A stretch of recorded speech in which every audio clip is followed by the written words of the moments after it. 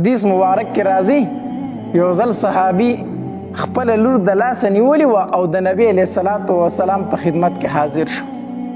وی د الله پاک پیغمبر دا زما لور ده خو زما خبره نه مني. نبی علیه الصلاة وسلام ورته وفرمیل څه خبرې دي نه مني ته ورته څه وایې؟ وی د الله پاک پیغمبر زه دې ته وایم چې نکاح وکړه دا د نکاح نه انکاري ده، خبره مې نه مني. د الله پاک پیغمبره نبی علیه الصلاة وسلام دغې جینۍ ته وفرمیل وی د خپل پلار خبره ومنه که نه، دی چې څه وایي هغه وکړه که نه، ته ولې د خبره نه منې؟ دغې جینۍ نبی علیه الصلاة وسلام ته وفرمیل وی زما دې په هغې ذات باندې قسم کم ذات چې ته رښتینی پیغمبر جوړ کړی او موږ ته یې رالیږلی، زه به تر هغې پورې نکاح ونه کړم تر څو چې تا ما ته د خاوند حق نه دی بیان کړی.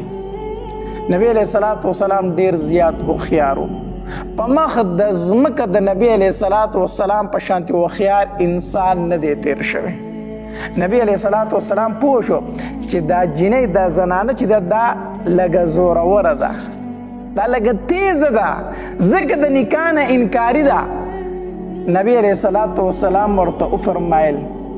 وی د خاوند حق په تا باندې دا دی، خو چېرته د خاوند دا جسم د وینو او د زوو او د دانو ډک شي، د خاوند دا بدن د دانو ډک دی او د هغې نه وینې بهیږي، د هغې نه زوي نونه بهیږي او ته شروع شي د هغه دا ټول بدن په خپله ژبه باندې وسټې او صفای کې،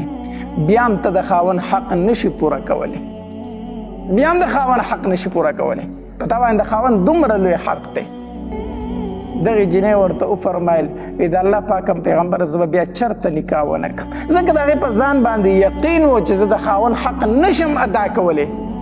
سبا به ګناهګارېږم، ډېر غټ ګناه به رانه کېږي. وی د الله پاک پیغمبر زه چېرته هم نکاح نه کومه. نبی علیه الصلاة وسلام دغې صحابي ته وفرمیل وی په خپلو جینکو باندې د نکاح دپاره زور مه کوئ. د دې حدیث مبارک نه خو یو د خاوند حق هم معلوم شو چې د خاوند څومره لوی حق دی، خو دویمه خبره ته دا معلومه شوه چې یوه جینۍ عاقله د لیونۍ نه ده، بالغه د ماشومه نه ده، د هغې نکاح ته په زور نشي کولی، بلکې د هغې اجازت پکې شرط دی، د هغې اجازت پکې شرط دی، د هغې نه به تپوس کوي. نو نبی علیه الصلاة وسلام دغې جینۍ ته د خاوند حق بیان کو. دویم حدیث مبارک کې راځي نبی علیه الصلاة وسلام د حجة الوداع په موقع باندې کومه چې د نبی علیه الصلاة وسلام اخري خطبه وه، په هغې کې نبی علیه الصلاة وسلام ډېر نصیحتونه خپل امت ته وکړو. یو وصیت پکې نبی علیه الصلاة وسلام دا وکړو وی د ښځو په باب کې د الله نه ویریږئ، د ښځو سره ظلم مه کوئ، د دې په حق کې د الله نه ویریږئ، دا د الله په نوم باندې تاسو ته حلالي شوي، د ښځو سره ظلم مه کوئ. د دې وجې نه حدیث مبارک کې راځي وایي د قیامت په ورځ به د سړي نه په حقوق العباد کې د ټول نه لومبی حق د ښځې تپوسلی کېږي. په حقوق الله کې خو لومبی تپوس د مانځه دی که نه، خو په حقوق العباد کې د بندګانو په حقونو کې د سړي نه به د ټولو لومبی د ښځې د حق تپوس کېږي. الله تبارک وتعالی به ورته وفرمایي زما دا بندی تا دپاره حلاله شوي وه زما په نوم باندې، تا ورسره ظلم کړی خو انصاف کړی دی. اول تپوس به د ښځې د حق کېږي او د ښځې نه به د ټولو لومبی تپوس چې کېږي هغه به د خاوند د حق تپوس کېږي. په حقوق العباد کې د ښځې نه د پلار د حق تپوس اول نه کېږي، د مور د حق تپوس اول نه کېږي، د رور د حق تپوس اول نه کېږي، د ښځې نه چې د بندګانو په حقونو کې لومبی تپوس کېږي به د خاوند د متعلق کېږي. د دې وجې نه حدیث مبارک کې راځي وایي د کمې ښځې نه چې خاوند خفه او دا مړه شوه دا جهنم ته داخله شوه. بل روایت کې راځي وایي د کمې ښځې نه چې خاوند رضا او دا مړه شوه نبي اسلام فرمایي دخلت الجنه، دا جنت ته داخله شوه، دا جنت ته داخله شوه. نبی علیه الصلاة وسلام ډېر نصیحتونه خپل امت ته وکړو. نو سړو ته وویل وی د ښځو متعلق د الله نه ویریږئ، دا د الله په نوم باندې تاسو له حلالي شوي دي. او بیا نبی علیه الصلاة وسلام وفرمایل وی ها کو چرته په ډېره غټه ګناه راتګ وکړو، ډېره نافرمانۍ باندې راتګ وکړو، نبی علیه الصلاة وسلام وفرمایل د دوی نه خپلې بسترې جدا کړئ، ځای د ملاستې نه جدا کړه، کیدای شي دا په دې باندې پوه شي بیا ستا نافرماني نه کوي. خو که په دې باندې سمه نه شوه نو نبی علیه صلات وسلام فرمایي دویمه خبره دا ده چې دا ووخه دا ښځه ووخه خو نبی علیه صلات وسلام فرمایي غیر مبرح داسې وال به کوي چې زخم به پکې نه جوړوي داسې نه چې د زناورو غونته کې والو سره وکړي په مخ باندې به ښځه نه وي یو حق د ښځې دا دی دویم دا دی چې د هغې پلار نیکو د هغې کام نسب دا به نه کنځي